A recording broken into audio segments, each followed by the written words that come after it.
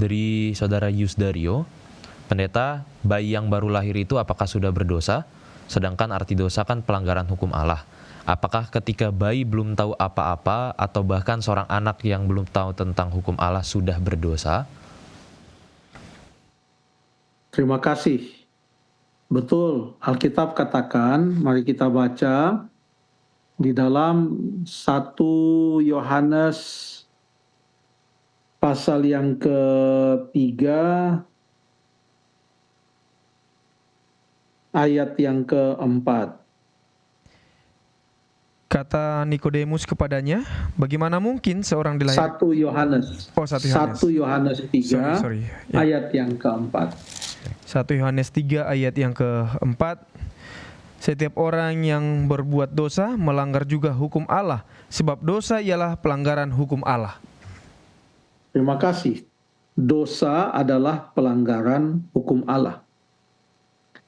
Saya mau bertanya dulu, kalau saya melanggar hukum Allah, saya disebut sebagai seorang yang berbuat dosa.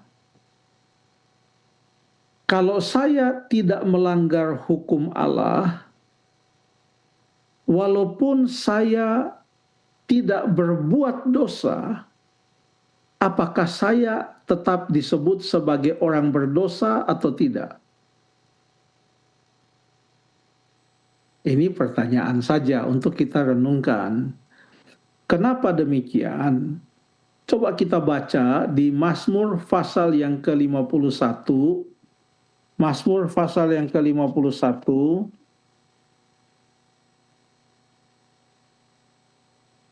Bentar, saya ketemu ayatnya dulu. Ayat yang ke-6.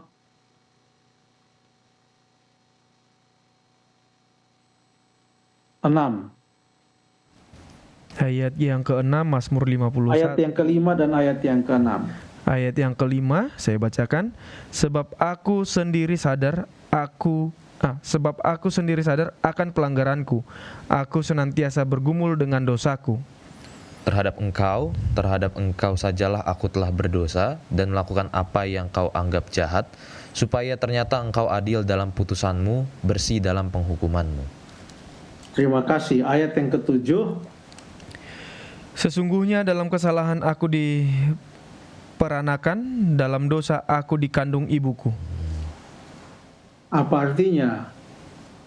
Khususnya ayat yang ke-7. Dalam kesalahan aku diperanakan, dalam dosa aku dikandung ibuku. Kenapa ada penyakit? Saya lagi bertanya ini. Akibat dosa. Akibat dosa. Kenapa ada kematian? Akibat dosa. Dosa juga. Oke. Apakah bayi bisa sakit? Bisa. Kenapa dia bisa sakit? Kalau jawaban ini, Apakah bayi dijauhkanlah ya? Semoga Tuhan jaga semua anak-anak cucu-cucu kita. Apakah bayi bisa meninggal? bisa. Kenapa? Walaupun itu bukan karena dosa yang dia buat, tetapi karena kita sudah hidup di dalam dunia yang penuh dengan dosa. Darah dan daging yang mengalir pun bukanlah darah dan daging yang anti dosa, sudah berdosa. Kita orang berdosa, pada dasarnya kita adalah orang-orang berdosa.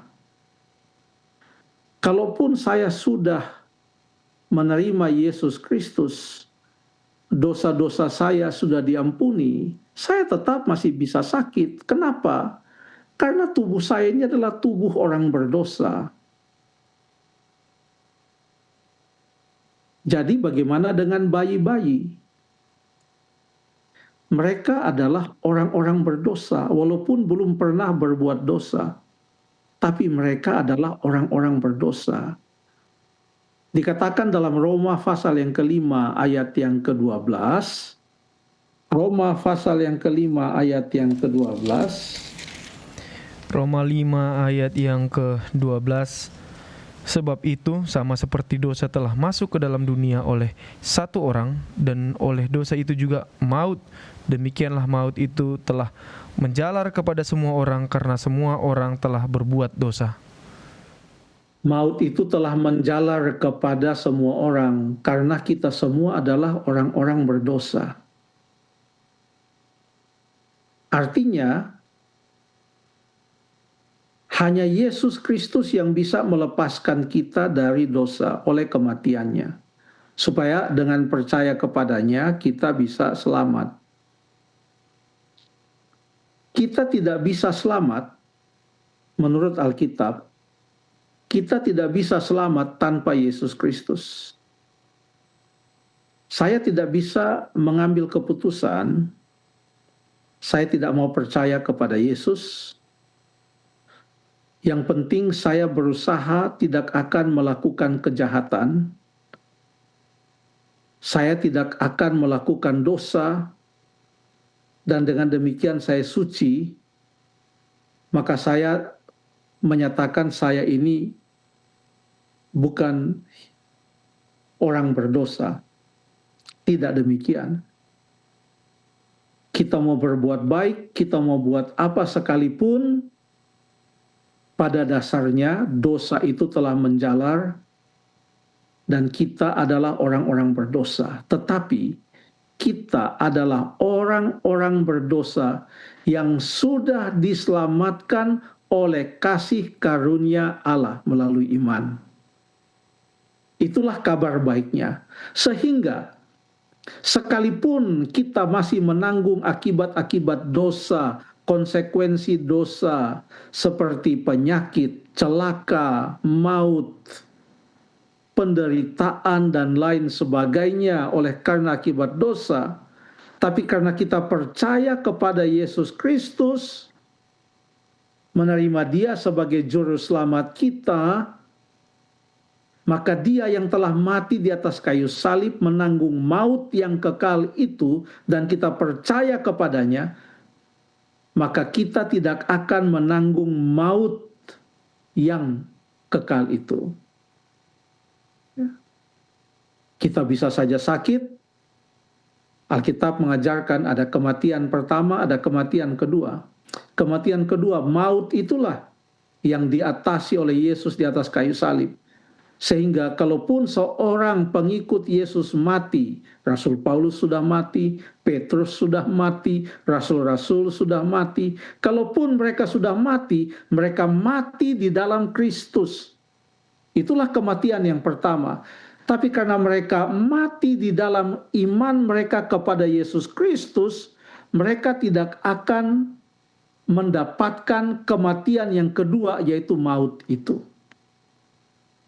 Makanya dijanjikan di dalam Wahyu pasal yang kedua, di sana disebutkan di Wahyu pasal yang kedua, kita baca di ayat yang ke-11.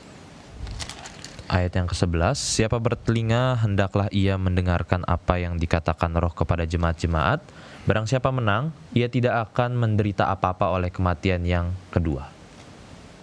Barang siapa menang, dia tidak akan mengalami kematian yang kedua. Dia bisa mengalami kematian yang pertama.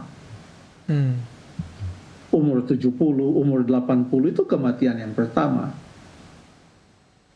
Tetapi dia tidak akan mengalami kematian yang kedua. Karena pada waktu Tuhan Yesus datang, dia yang sudah meninggal itu akan dibangkitkan. Sehingga dia tidak akan mengalami kematian yang kedua, yaitu maut yang seterusnya, maut yang kekal. Jadi semua orang sudah berdosa.